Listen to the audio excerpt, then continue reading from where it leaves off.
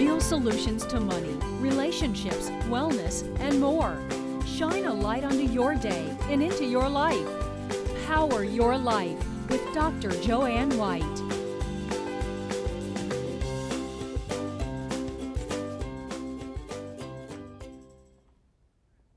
Welcome to Power Your Life. I'm Joanne White, your host, and my first guest is one of the most accomplished and well-known adults with autism in the world. Her amazing journey was brought to life in the HBO movie Temple Grandin. Welcome, author of the best-selling book Thinking in Pictures and one of the top scientists in the humane livestock industry, Temple Grandin, who joins us via phone. Hello, Temple. How are you?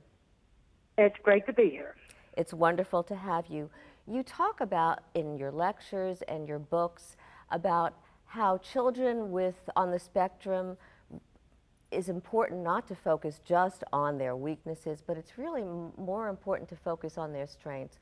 What do we need to tell parents and educators in terms of being able to work with these children about helping them with their contributions? Well, when I was in about third grade, it became obvious that I was really good at art, and that was always encouraged. And I was encouraged to do art of many, many different things. And art and drawing became the basis of my design business. We need to build on strengths. We also need to remember that autism is a big spectrum, from somebody that remains nonverbal, that may not be able to dress themselves, to somebody that's capable of programming computers. So if you have an elementary school child that's really good at math, give him high school math if he can do it. Don't give him baby math. Build up on that math ability. Introduce programming classes. Right. You know, so many of these children are so gifted, and you and I were talking on the phone the other day, and you were talking about why we're not doing a lot of vocational training and job skills training early on. Why is that so important? Kids get interested in things they get exposed to. I get asked all the time, well, how did you get interested in the cattle industry? Well, I was exposed to cattle when I was a teenager. I think one of the worst things that schools have done is taking out hands-on classes like welding, cooking, sewing, woodworking. These are all things that can turn into jobs. Theater, art. You have to get exposed to career options in order to get interested in them. You know, I so agree. I think that's important. That movie that was made about you, Temple Grandin, what went into that? Because Claire Danes really played you, and she did a fantastic job, but you had to do a lot of work and talk to these people. Tell us a little bit about that journey. Well, Emily Gerson Sains is the mother of an autistic child. This is an example of where you get the right team. Mick Jackson, the director, really understood visual thinking. I spent lots of time with Mick and with the writer and with Emily, and they showed my visual thinking perfectly. They also showed all my projects, and I love that because I want to see these smart kids getting out and getting jobs. And middle school kids, they need to start learning work skills. Maybe it's something simple like setting up chairs at the church, working in the farmer's market, walking dogs for the neighbors. But they've got to learn that discipline and the responsibility of a job outside the family. You know, I so totally agree. You've done a lot with animal husbandry and you work with animals. What have you learned from animals that we can learn from you?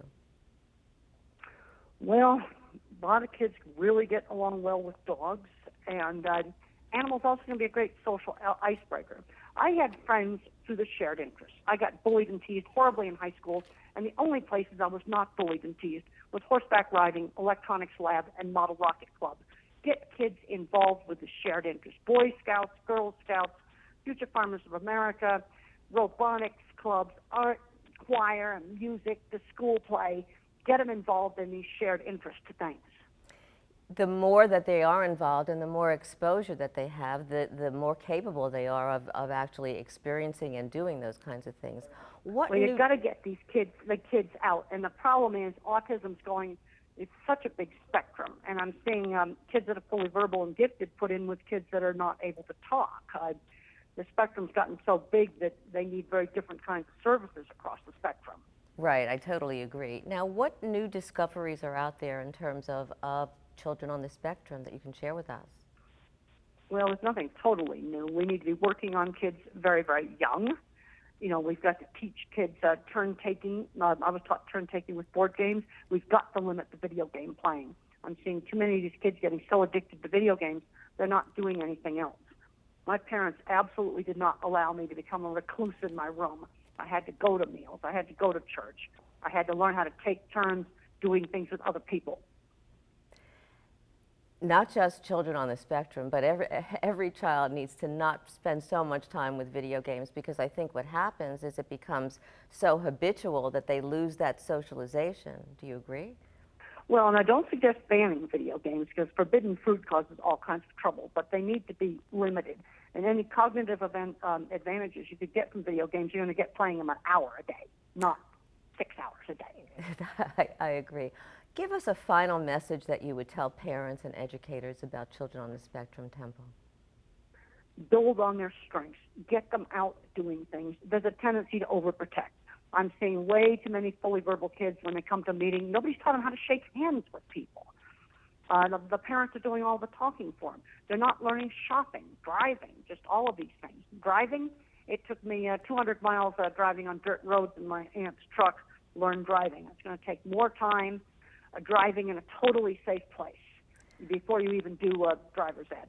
So these kids need a lot of practice and experience to be able to do that well. I added up the miles that I drove on my aunt's ranch that summer. The mailbox was 3 miles away. We went 6 days a week. I drove 200 miles on dirt roads.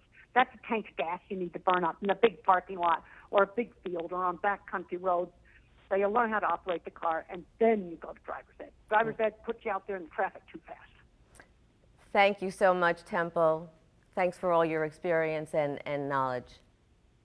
Okay, thank you so much. It was great My pleasure. to be here. Don't go anywhere. Power Your Life will be right back.